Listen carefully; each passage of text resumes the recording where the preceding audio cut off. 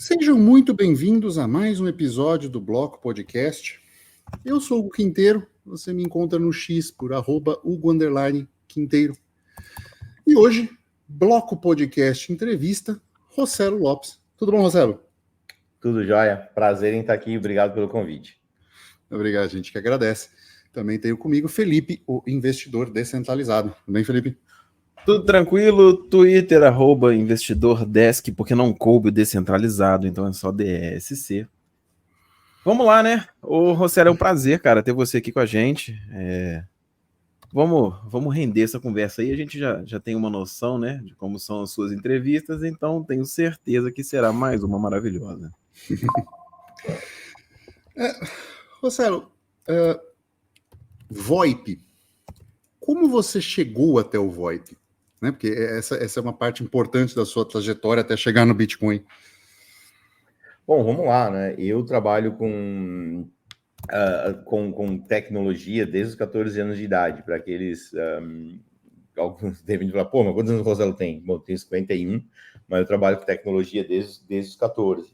E sempre fui apaixonado por tecnologia, por comunicação, por criptografia, então sempre gostei disso. E mais ou menos ali, por volta do ano de 2001, 2002, eu tive a oportunidade de trabalhar em Israel para aprender sobre telecomunicações. Eu tinha acabado de sair de uma empresa, já tinha um projeto há algum tempo, e eu tive a oportunidade de ir para Israel para poder trabalhar naquilo que eu gostava, né?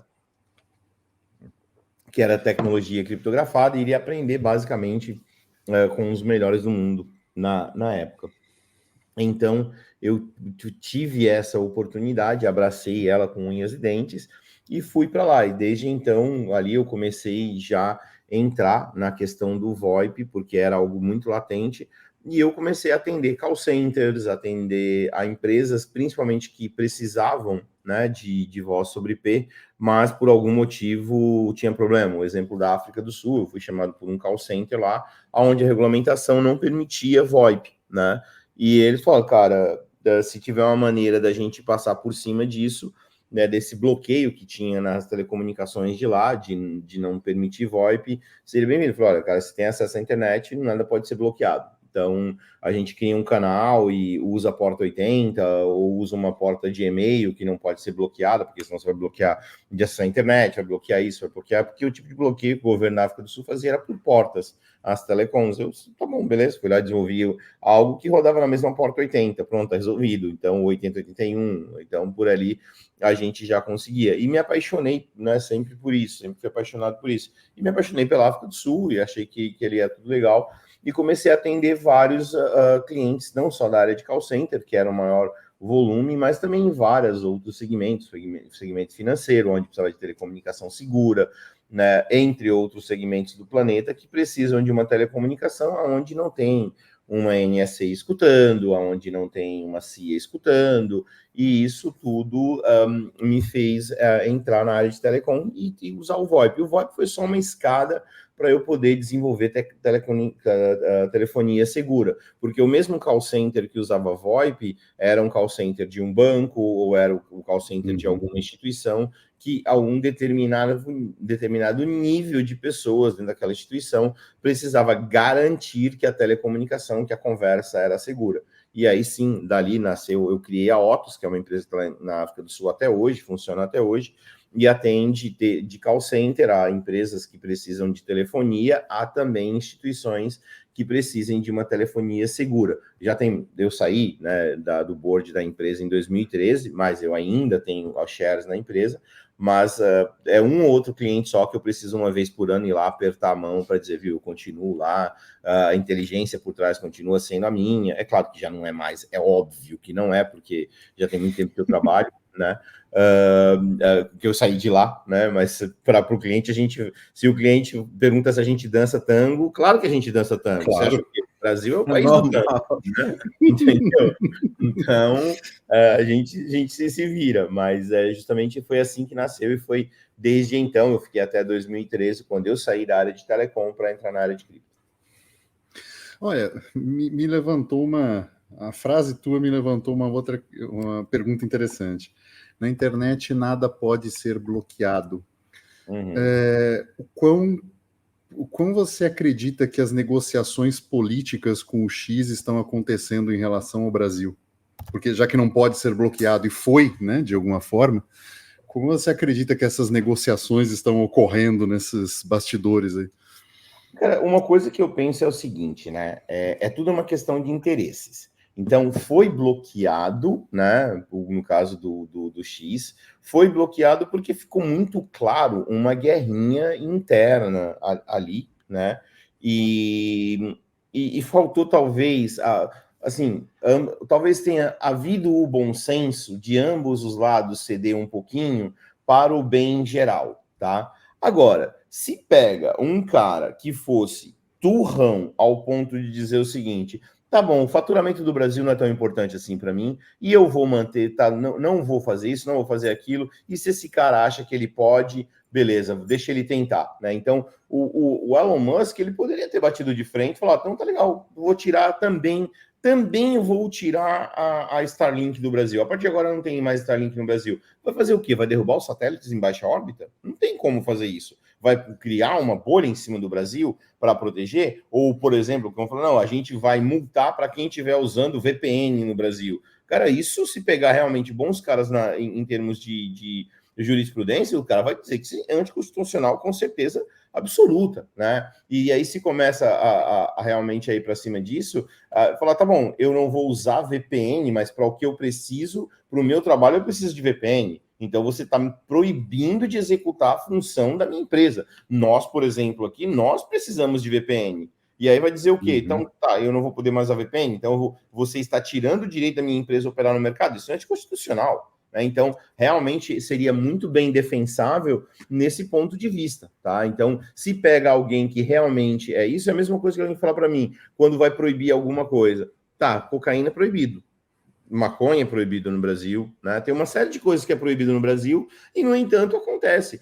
Se realmente proibição fosse parar alguma coisa, beleza, mas não vai parar, não tem como parar. Ah, mas o cara vai lá e tá postando. Muita gente, eu mesmo, estava mantendo as postagens no meu Twitter, eu não mudei a postagem. Mas olha só, quem fazia os posts no meu Twitter antes não era eu, era a minha secretária que está lá na África do Sul. E aí, nesse caso, como é que tá errado, então, o que ela tá fazendo? Mas ela tá na África do Sul, ela não tem o bloqueio do Twitter lá. E não fazendo o post era ela. Então, e faz parte do nosso negócio ter post no Twitter, não só para o mercado brasileiro, mas para o mercado internacional. Então, se pega alguém disposto a realmente desafiar o sistema, não tem. Nos dias de hoje, se proibir, se bloquear, tivesse efeito, a gente não tinha cocaína nas ruas, a gente não tinha drogas nas ruas, a gente não tinha armas nas ruas. Arma sem a licença é proibido. Ué? Mas e nas favelas? Tem um monte de arma lá. E nas comunidades tem um monte de arma lá. E nas festinhas de alto padrão tem um monte de cocaína lá. Então, bloquear está provado que realmente não é o caminho. E aí, né, eu faço até mesmo um desafio já para os senhores fazedores de leis, né, os bloqueiam. Eu queria realmente ver uma lei que conseguisse bloquear a entrada de cocaína no Brasil. Seria o primeiro cara a falar, pô, ajudo no que for possível, no que precisar de mim, eu estou disposto a fazer, né, por isso. Então, quer dizer, eu acho que não é por aí. Mas é claro, a gente ter o bom senso para o bem geral da nação é sempre bem-vinda. Então, eu acho que houve o bom senso do lado do X, houve talvez o bom senso também por lado do excelentíssimo ministro. Então, quer dizer, eu acho que bom senso faz tudo. Agora, eu acho que dá liberdade para o usuário também. Então, quando alguém me questiona, pô, mas drogas, faz isso, eu sou contra drogas, né? Mas peraí, mas o álcool também é uma droga e eu também bebo, né? Então, eu não sou tão contra assim, porque o álcool mata muito mais do que talvez as drogas normais. O cigarro mata muito mais do que as drogas normais, mas como esses pagam impostos, ninguém olha com maus olhos. Pô, então, peraí, então, já que a questão é pagar um imposto, vamos colocar um imposto também sobre a cocaína, vamos colocar um puta imposto sobre as armas e liberar para todo mundo para poder arrecadar mais, se a gente tiver que seguir a mesma linha, né? Então, eu acho que falta um pouco de bom senso pelos nossos reguladores, pelos nossos legisladores, também às vezes falta um pouco de bom senso também da população de poder ir lá e lutar pelos próprios direitos.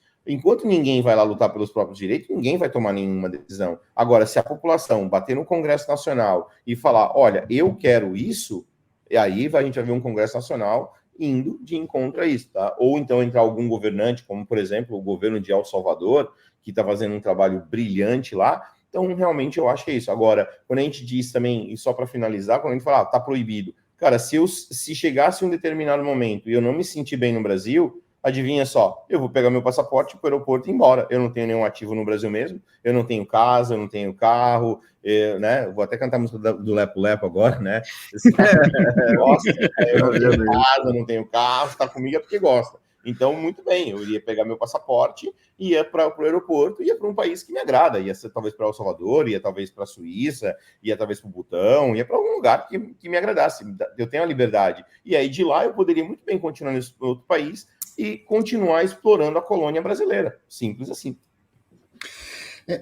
Falou uma frase que me chama a atenção. Alguém disposto a desafiar o sistema. Muitas pessoas enxergam na nossa comunidade isso em você. Pelas, né? Você foi o cara que entrou numa discussão com os caras do banco com a camiseta Fuck the Banks, né? Que mudou depois para Fork the Banks. Mas como você vê esta imagem sua em relação às pessoas? Né? Você gosta disso?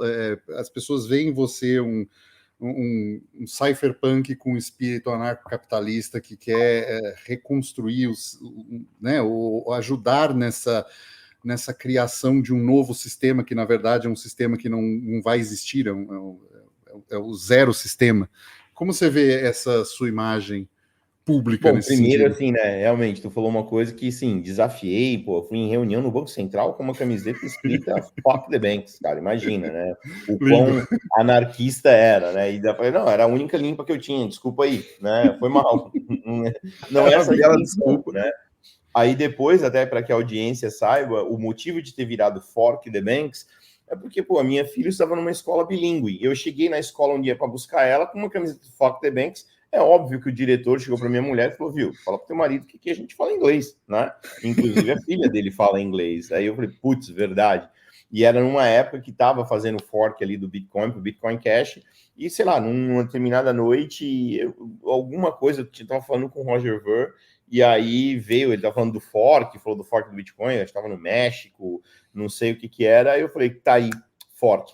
Agora parece muito com funk, começa com F, termina com K, vamos fazer fork the bank, que a nossa tribo vai conhecer, as pessoas vão entender qual que é a mensagem por trás daquela frase, né? E realmente é o que a gente queria fazer um fork do que esse sistema financeiro que existe hoje de levar as pessoas à senzala financeira. E aí veio tudo a calhar. Hoje a camiseta está muito mais I love the banks do que fork the banks, né? Então, por que disso? O que eu vi ao longo desse tempo? Cara, eu comprei brigas gigantescas, brigas que eram maiores do que eu. E tudo bem, mas eu comprei a briga e comprei consciente da briga que eu estava comprando. O que mais me decepcionou é que em determinados momentos, aquele cara que queria, não, porra, o Rossello levantou a bandeira, que bom que o Rossello tá brigando por isso, eu vi esse cara virando as costas para o tipo assim, que se lasque o Rossello, se der algum problema com o Rossello, no mínimo o Rossello estava também ganhando grana mesmo, o Rossello estava desviando dinheiro, o Rossello isso, o Rossello aquilo, e aí a gente viu o seguinte, às vezes você defender uma causa, quando você mais precisa das pessoas que vão ser privilegiadas, né, ou vão ser beneficiadas por aquilo que você está brigando, acaba virando as costas para ti. Então, o que eu entendi? Tá, beleza, então eu tenho que brigar por algo, aonde eu não posso contar com as pessoas que vão ser beneficiadas,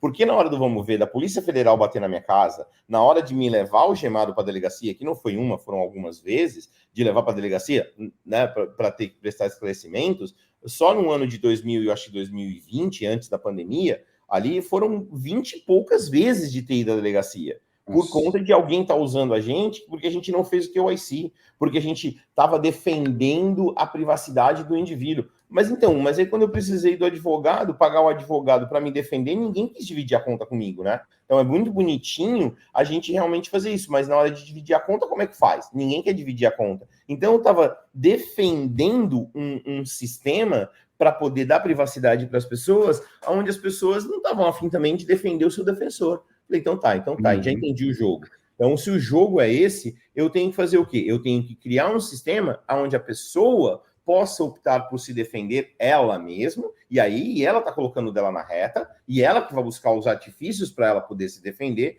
mas ao mesmo tempo eu não estou quebrando nenhuma lei, eu não estou fazendo nada, e eu estou jogando, chegar para o regulador e falar para o regulador, qual é a regra? Essa, vou seguir ela a ferro e fogo. Olha, indivíduo, tá aqui a regra é essa, mas se você quiser não burlar a regra, mas se você quiser jogar com a regra debaixo do braço, olha, você vai ter que criar um documento fora do Brasil, você vai ter que ganhar uma nova cidadania, se você quiser continuar no Brasil, e aí você vai poder baixar minha carteira e poder usar. Pronto, está protegido.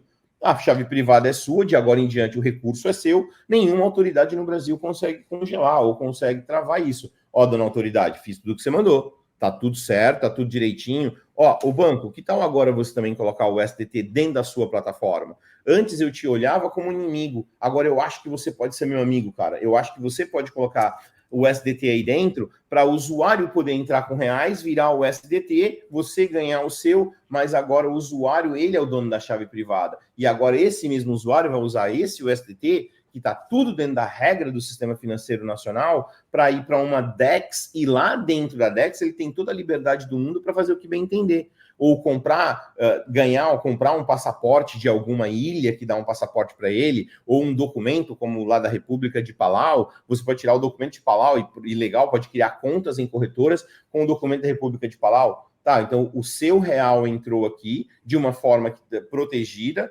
você está protegendo agora o teu dinheiro porque não está mais em poder do Estado ou em poder de uma corretora, agora está em seu poder porque você virou o próprio banco. Então agora o que eu fiz foi, tudo isso que eu vi lá atrás, que eu tive de problemas, eu trouxe ao meu favor, jogar dentro da regra brasileira, dentro das normas que estão no Brasil e deixar para o usuário. Bom, agora, se você quer ser esse cara de ser contra o sistema, tá aqui o caminho.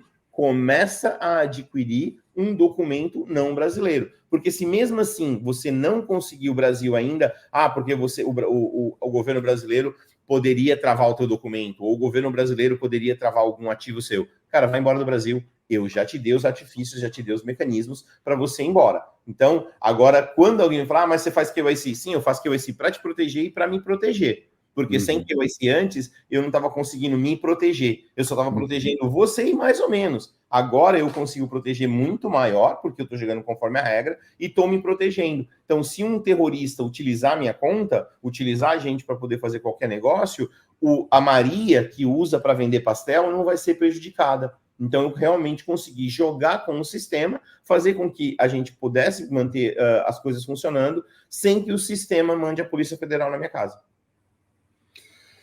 Isso é muito importante, né? E você levantou também esse ponto extremamente relevante, que eu acho que é ignorado por muito no Brasil, e me corrija se não for a sua impressão também.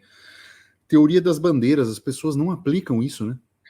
Exato, exatamente, cara. Ninguém aplica isso, as pessoas esquecem. E no mundo descentralizado, globalizado que a gente está hoje, você não pensar nisso, E tem pessoas que eu até aumento um pouco mais, tá, Hugo? Tem pessoas, cara, que assim, velho, o cara, ele tem o direito, por exemplo, à cidadania italiana, e ele não foi atrás, ele tem direito à cidadania portuguesa, e ele não foi atrás. E com os países que existem hoje para mim, um cara... E também vamos começar a colocar os pingos nos is. Coleguinha, se você ganha 20 mil reais por mês, 10 mil reais por mês, neste momento a Receita Federal está pouco se lixando para você. A Receita Federal está preocupada com o cara que ganha mais de 35 mil reais, mais de 50 mil reais no mês, meu colega. É esse o cara que a Receita Federal quer. E aí, esse cara, ele tem condições de ter um offshore, esse cara tem condições de ter uma infraestrutura que proteja ele, tá? Então, primeiro você, hoje, no mundo descentralizado e globalizado que a gente tem,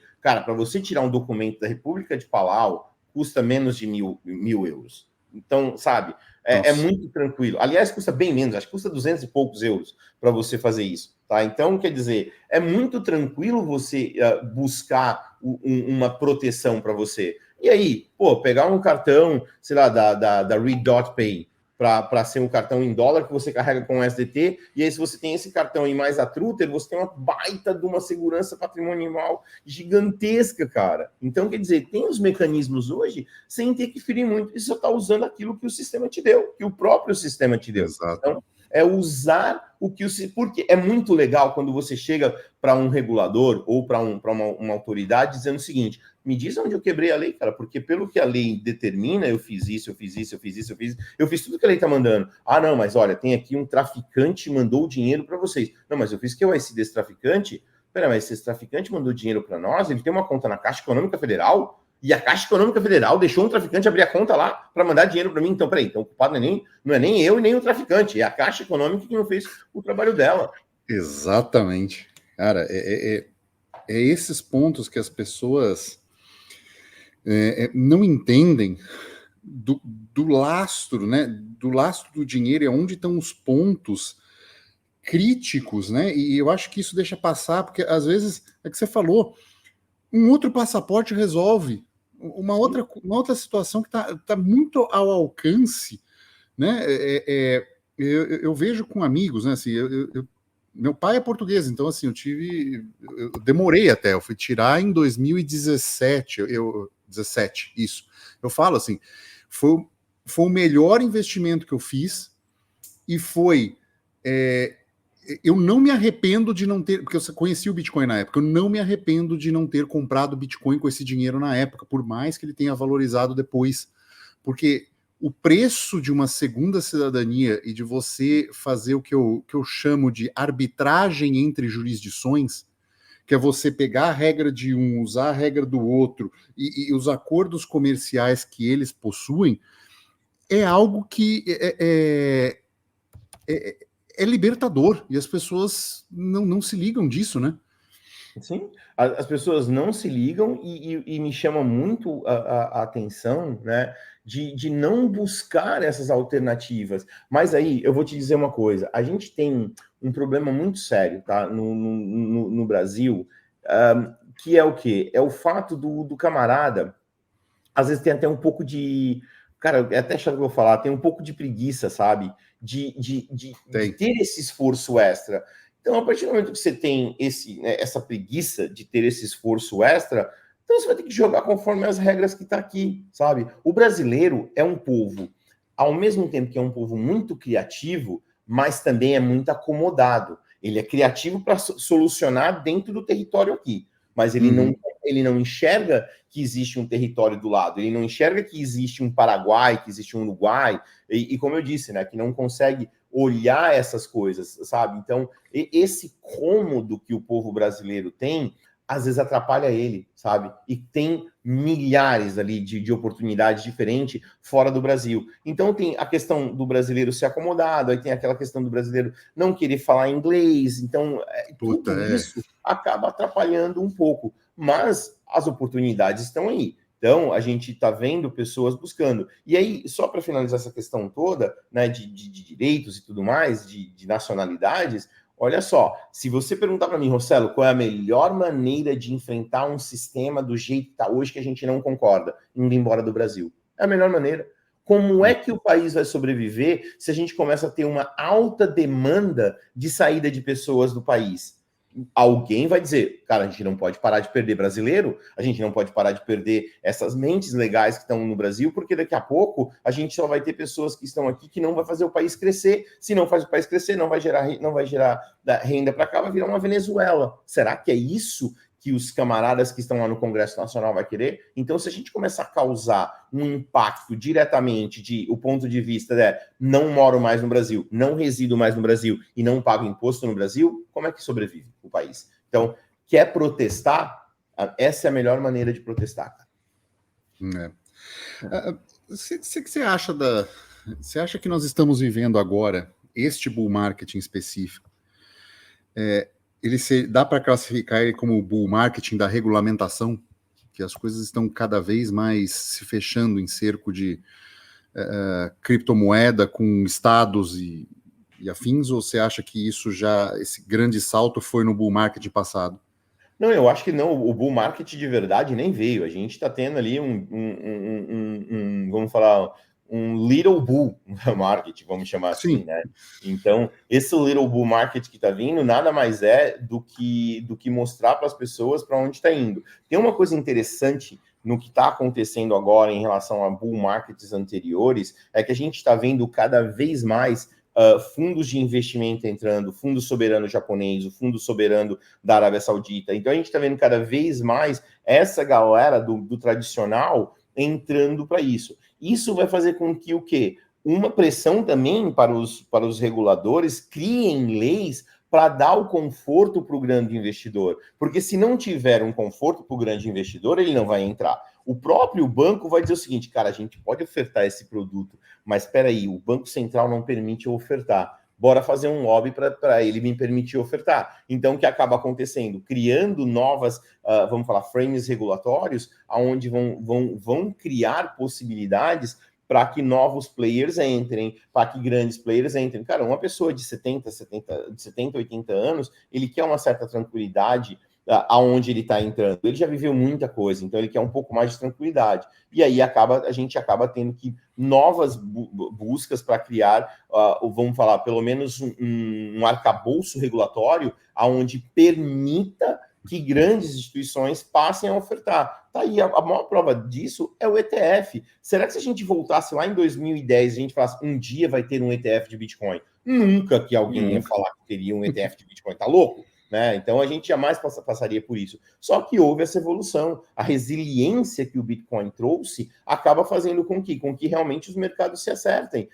E a gente vai ver, talvez daqui 10, 15, 20 anos, o Bitcoin fazendo junto com o ouro a função de reserva de valor, porque vai ser tão valioso, tão valioso, tão valioso, que não vai ser talvez usado como moeda corrente. Tomara que seja, tomara que sim, que a gente consiga, que melhore a tecnologia para que tenha. Mas a gente vai ver ele também fazendo uma função que até pouco tempo atrás era somente do ouro. Então a gente vai ver cada vez mais coisas acontecendo para realmente trazer isso. Então, esse mercado que está acontecendo, de mais pessoas e mais pessoas, isso é apenas um ensaio para poder criar uma base muito bem estruturada, aonde a gente vai ver países pequenos como El Salvador emergindo de uma tal maneira, por quê? Porque realmente aproveitou o momento, aproveitou a onda, colocou a prancha no lugar certo, contratou o surfista certo, e aí a gente vai ver uma explosão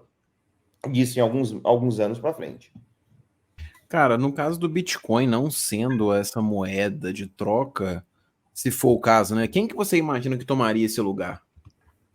Eu acho que uma já ensaiou, Felipe, que tá indo, é stablecoin. O SDT está provando que realmente, porque moeda de troca, a gente precisa de estabilidade. É a primeira coisa que a moeda de troca precisa. Então a gente tem uma moeda globalmente utilizada, que é o dólar. Eu gostaria que fosse o ouro, tá? Eu gostaria que fosse o Shout ou um token lastreado em ouro. Eu gostaria muito que fosse isso. Mas eu acho que quem vai tomar e está tomando esse caminho é o SDT. A própria Tether vem aí fazendo coisas muito legais e a Tether hoje domina 90% do mercado mundial. Então, se alguém me perguntar quem que você acha que pode ser? O STT. Eu acho que o STT vai ser. Tá, mas peraí. Mas e o Bitcoin? Eu acho que o Bitcoin vai ser a minha reserva. Quando eu quiser fazer pagamentos, eu vou fazer um swap rapidamente, um atomic swap, já rodando numa blockchain que traga privacidade, que hoje nenhuma blockchain, bom, tirando o Monero, tirando o Zcash, né, algumas das blockchains que estão aí no mercado,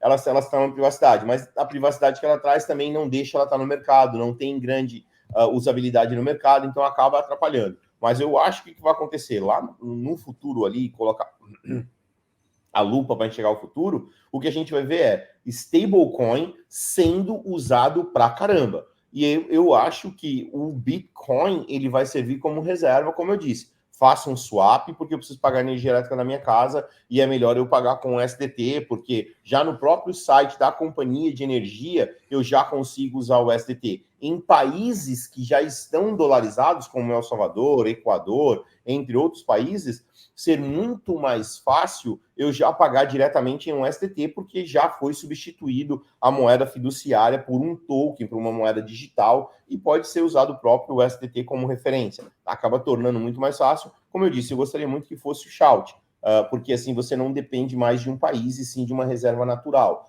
Mas é algo que a gente vai ter que ver. Eu não acredito que o Bitcoin, pelo menos nos próximos 30 anos, vire uma moeda de negociação. Eu acho que o SDT vai dominar com certeza absoluta pelos próximos 30, 40 anos. Tá, e aí falando em USDT, a gente fala em diferentes redes. Você chutaria alguma delas? Porque são várias, né? Nenhuma delas está preparada para ser a rede, tá? Nenhuma das que estão aí.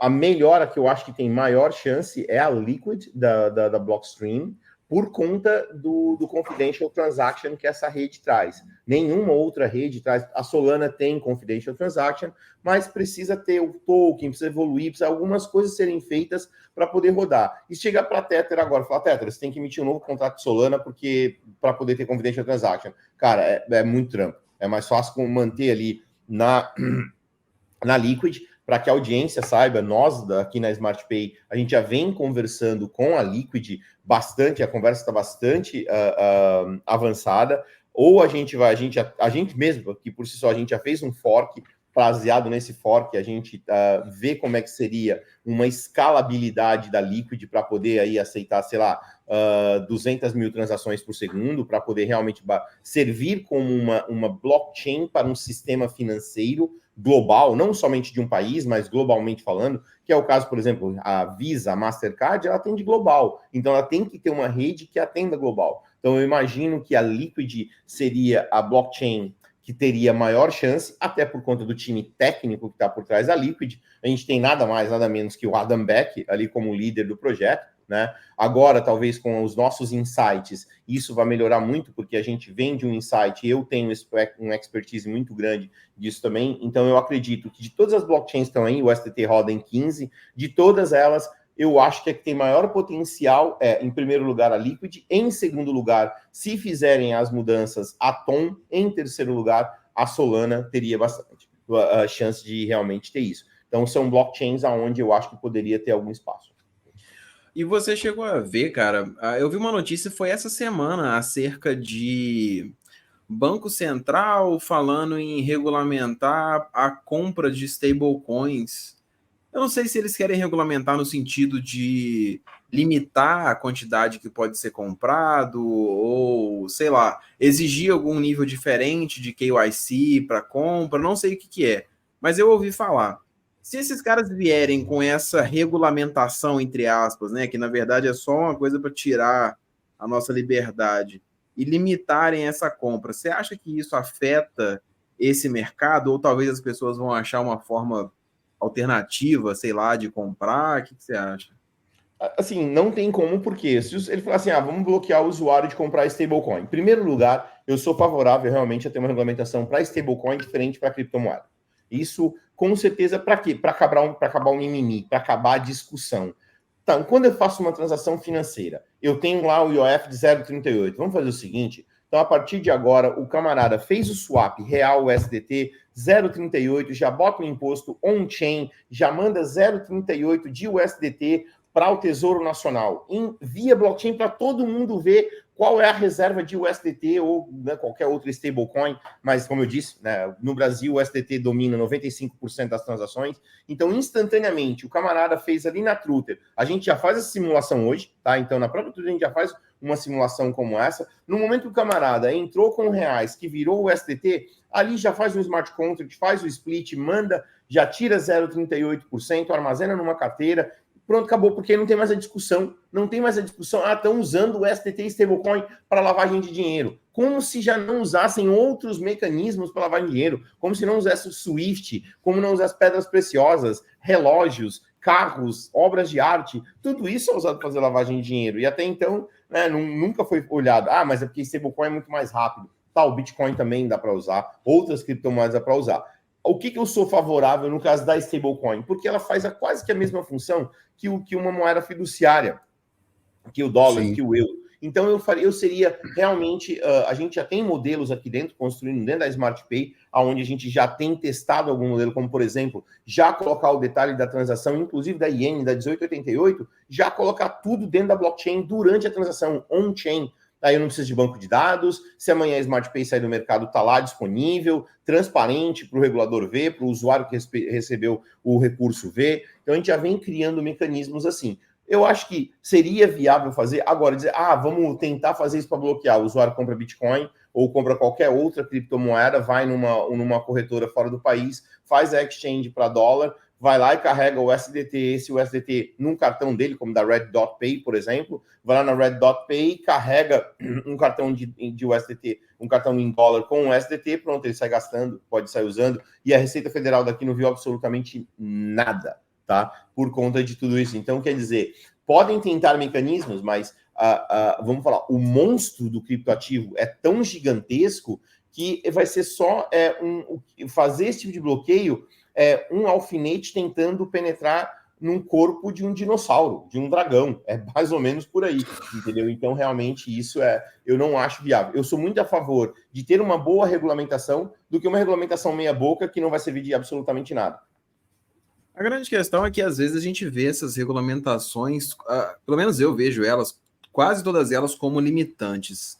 Então, por exemplo, essa mesmo da cobrança de IOF diretamente sei lá, não vai ser, na blockchain eu acho que não vai ter como fazer isso, né? Mas na corretora ou sei lá, na plataforma que a pessoa usa, né? A gente ceder para esse tipo de regulamentação, eu acho que meio que abre portas para que cada vez venham mais regulamentações que podem cada vez mais limitar a gente, subir os custos e dificultar o acesso. Você ainda acha que seria uma boa opção aceitar essa regulamentação assim ou lutar por uma mais branda?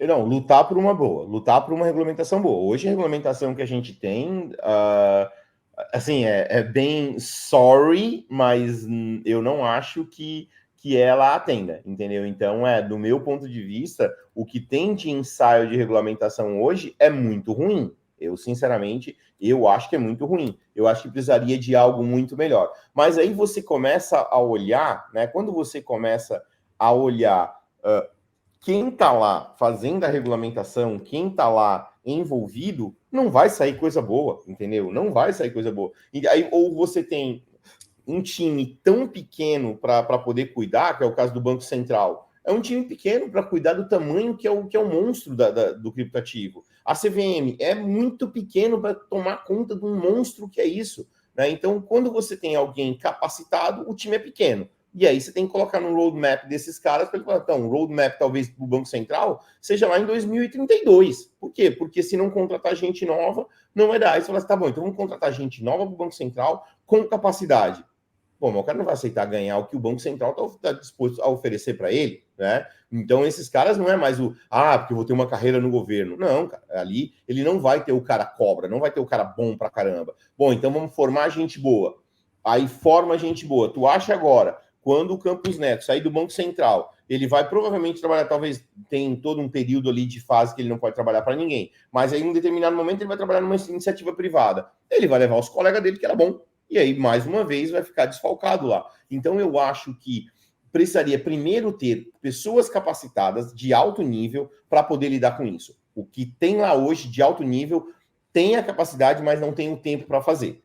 E o que tem o tempo para fazer, não tem a capacidade para fazer. Então, a gente realmente está num problema e a maior prova disso é o Drex, né? Cadê o Drex? Que falaram isso, aquilo, quando foi aos 48 do segundo tempo. Poxa, não tem privacidade. Pois é. E aí a gente tem a blockchain como a Liquid, que pode oferecer isso, que está disponível. Mas aí não roda smart contract. Bom, nós resolvemos o nosso lado de cá. A gente consegue executar smart contract e a gente consegue dar privacidade para o usuário. Então, eu acho que, mais uma vez, a gente esbarra naquilo. O regulador não está preparado. O nosso regulador hoje, quem está preparado para fazer, não tem tempo. Quem tem tempo para fazer uma boa regulamentação, não está preparado. E você vê falando em Drex, né, ele como uma boa opção, porque assim, pelo menos da minha perspectiva, né, e é o que eu falo, que eu posto no Twitter, etc., eu falo que o Drex vai ser o mesmo mecanismo de controle social que é o Pix. Ou até pior, eu diria, né? É claro que eu sei que ele tem boas funções, como você poder fazer um financiamento através do contrato lá inteligente, etc. Beleza, top.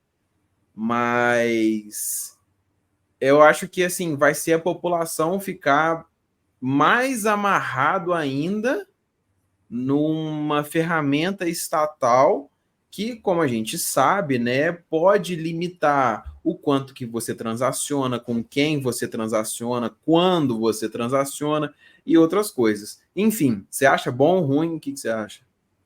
Cara, o que eu penso assim, sempre vai existir um mecanismo de controle. Sempre vai existir esse mecanismo de controle, né? Então, é apenas mais um.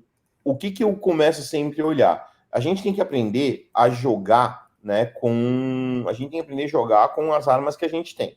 Então, tá bom, seu regulador, é isso aí mesmo que você está querendo, é isso que você vai fazer? Ok, então me dá a regra, a gente vai buscar soluções para trabalhar com isso. Né? Agora, do ponto de vista, né, de, porra, é bom ou não é? Não, não é bom, porque qualquer tipo de over control nunca é bom. E esses tipos de muito controle, né, é muito ruim, cara, é muito ruim mesmo. Então eu não acho legal, porque você acaba fazendo com que as pessoas percam um pouquinho do interesse, esse é o primeiro problema. O segundo problema que eu vejo nesse tipo de coisa, né, a partir do momento que você está perdendo, o próprio governo ele está perdendo a oportunidade de trazer pessoas super boas para o mercado ou para trabalhar dentro. Por quê? Porque fazem coisas que acabam sendo comprometedoras.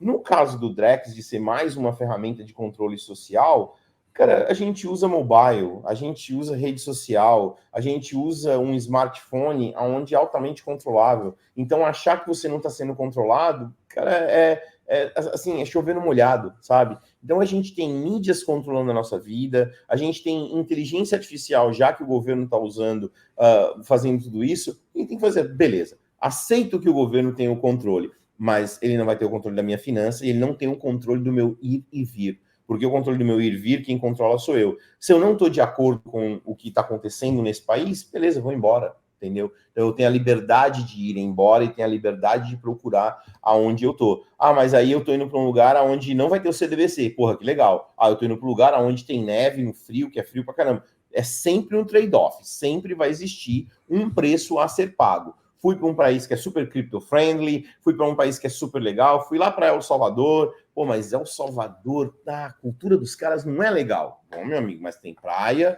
Ah, mas a praia é preta por causa dos vulcões. Bom, mas tem praia, então sempre vai ter alguma coisa. Mas ao contrário, a moeda corrente é o SDT e Bitcoin.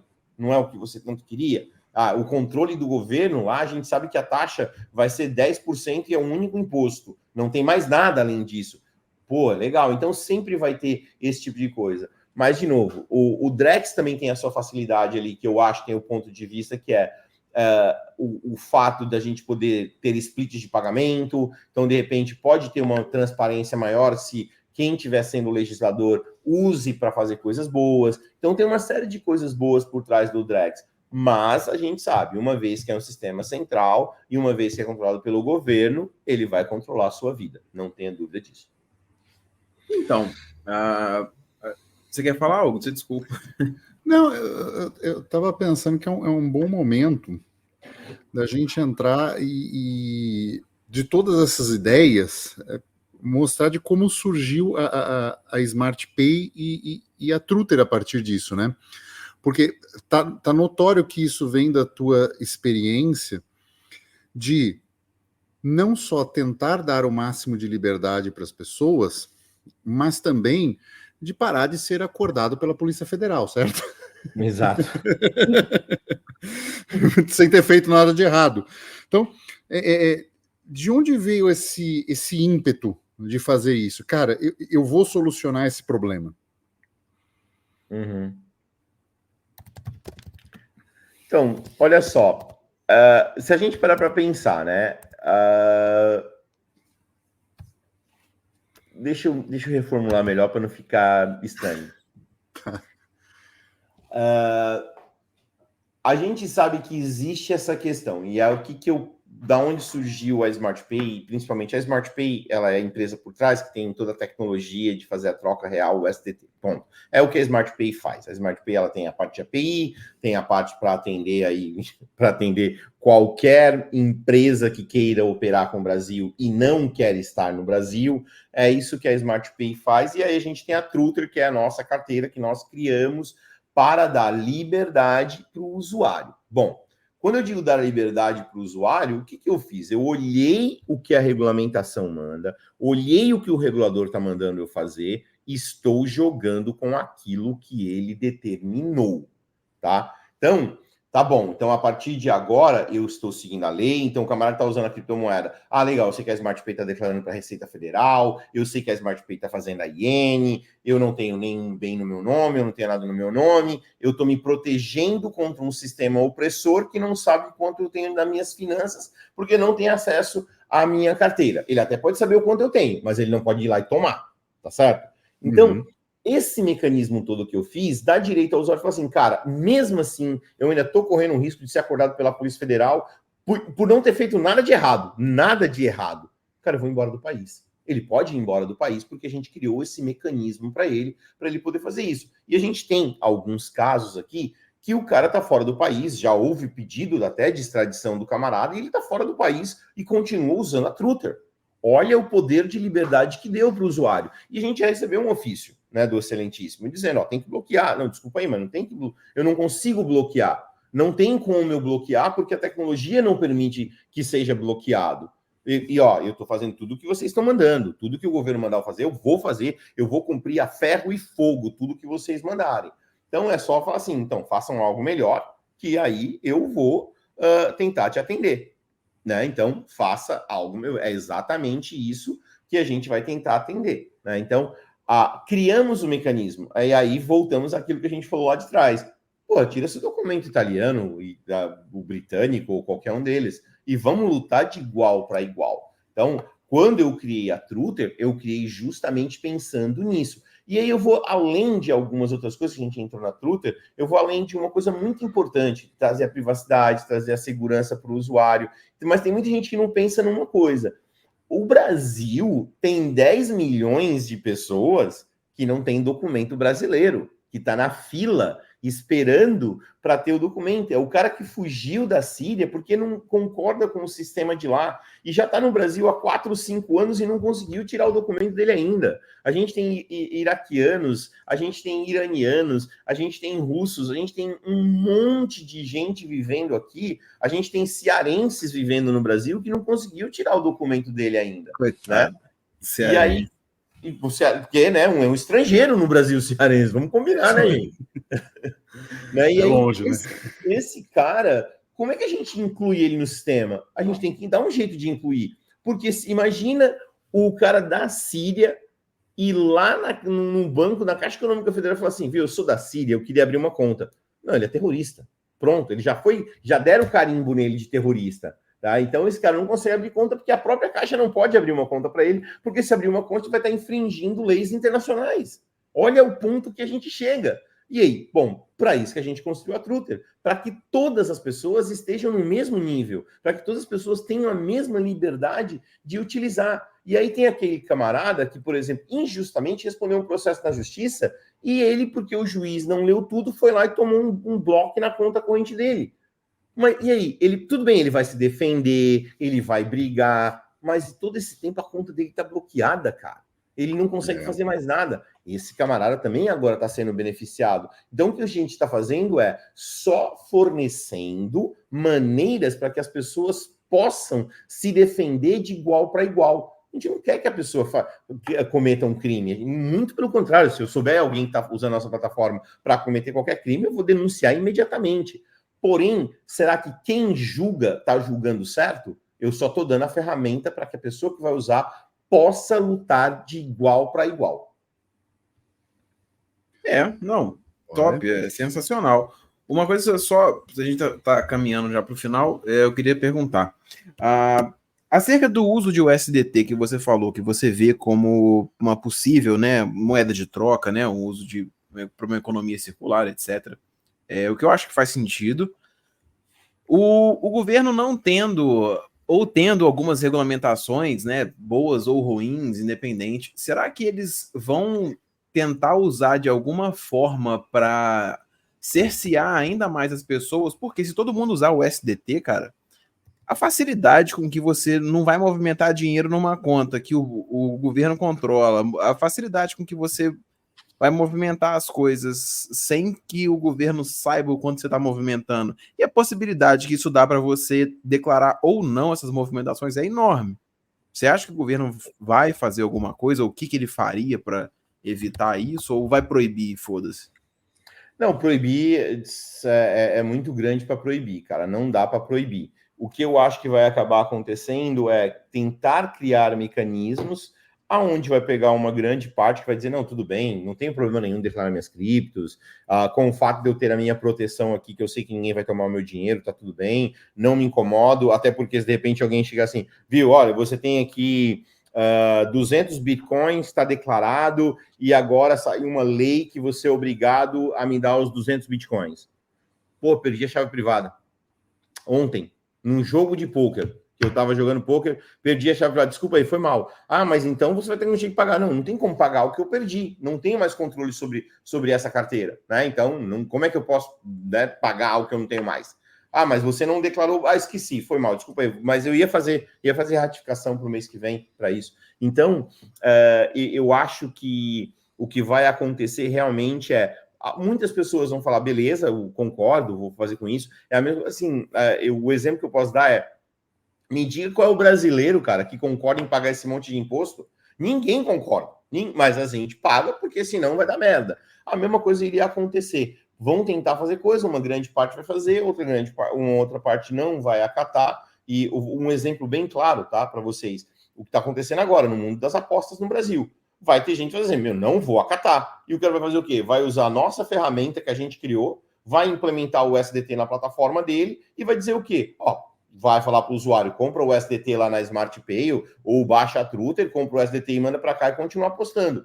Pô, mas a empresa nem está no Brasil, eu não tenho nenhum contato, nós, Smart Pay, não temos nenhum contato com essa empresa de aposta, e existe uma lei agora proibindo essa empresa de atuar no Brasil, e ele vai continuar atuando no Brasil igual, entendeu? Então, as pessoas sempre vão buscar maneiras de operar. E pode ser que essas empresas agora de aposta, por exemplo, já estão utilizando a nossa tecnologia e a gente nem sabe. E pode ter certeza que vai vir alguém aqui do Ministério Público, vai vir alguém da Polícia Federal e vai dizer, viu, me fala o que é isso aí. Olha, que eu saiba, é a Maria que está comprando um SDT e está aqui o KYC completo da Maria. Ah, mas liga para a Maria e pergunta. Aí a Maria, eu vou ligar. Maria, por que você está usando o SDT? Da minha conta, não é problema seu. Pronto, acabou, entendeu? Então, a gente sempre sabe que existe uma dificuldade muito grande do Estado também controlar a tecnologia.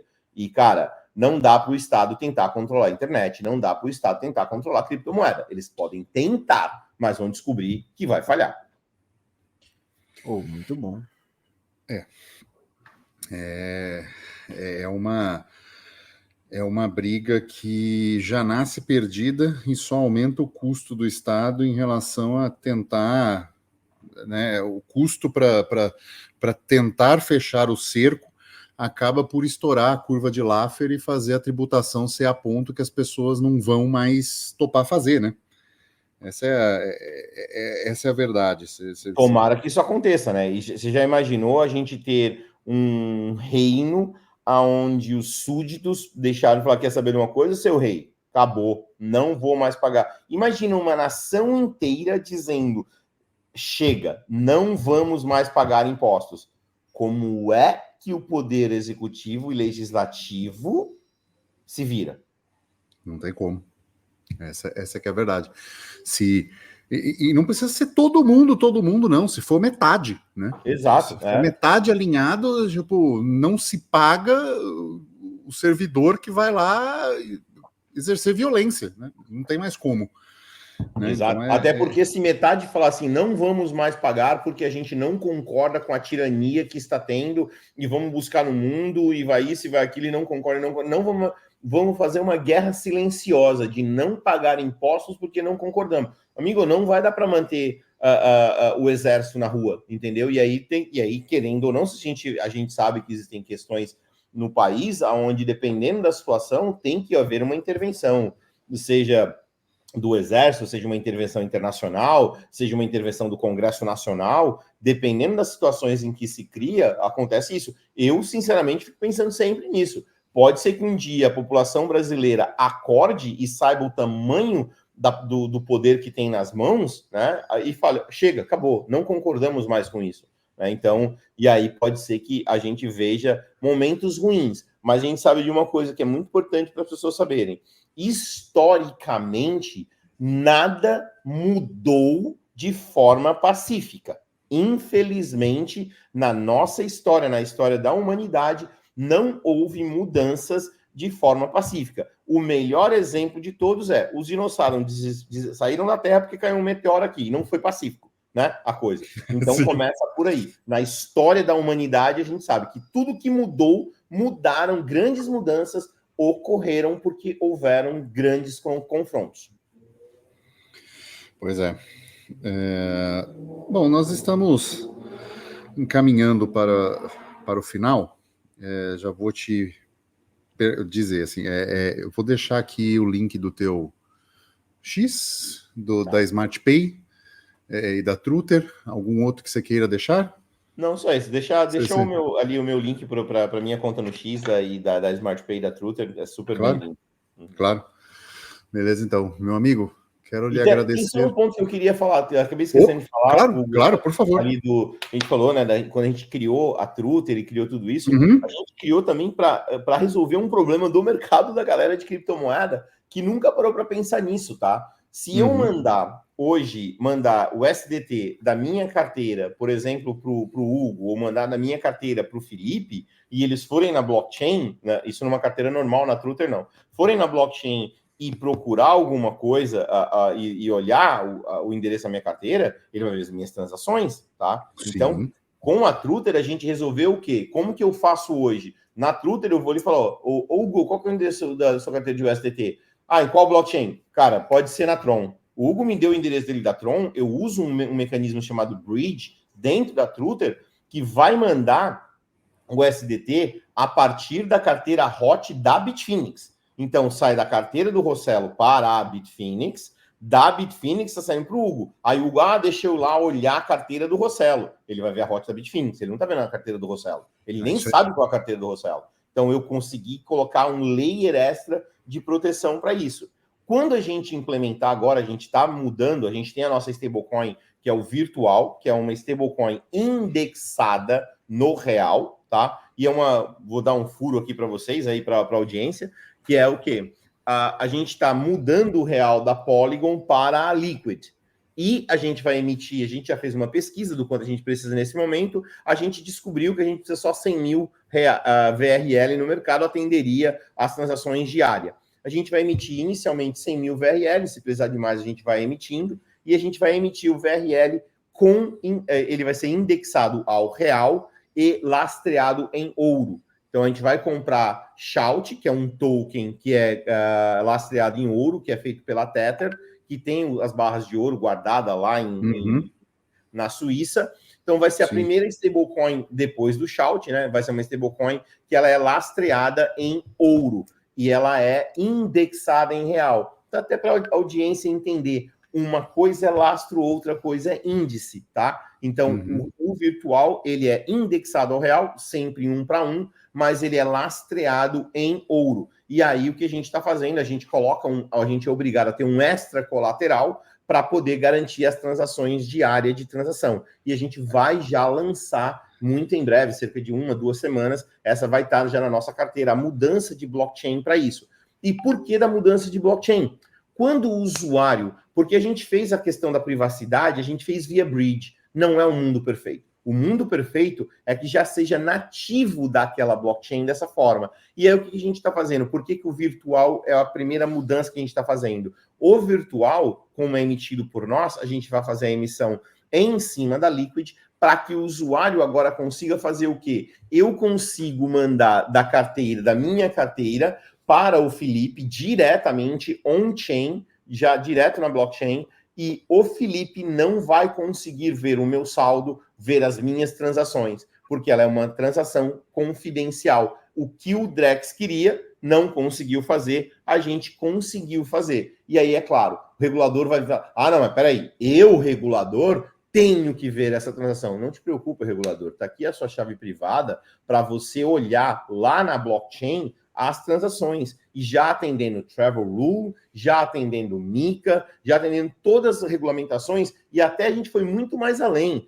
já para justamente conseguir falar para o regulador, aqui você não vai vir cantar de galo, tudo que você pediu está aqui, está entregue. O regulador, o usuário eu estou protegendo, o meu usuário eu estou protegendo, dele poder transacionar de forma privada e segura, a chave privada é deste usuário, e eu conectei ele ao Sistema Financeiro Nacional para ele poder usar quando ele bem entender. Então, a Liquid é a única blockchain que tem para fazer isso, dá para fazer isso. A gente está colocando primeiro o virtual para poder fazer.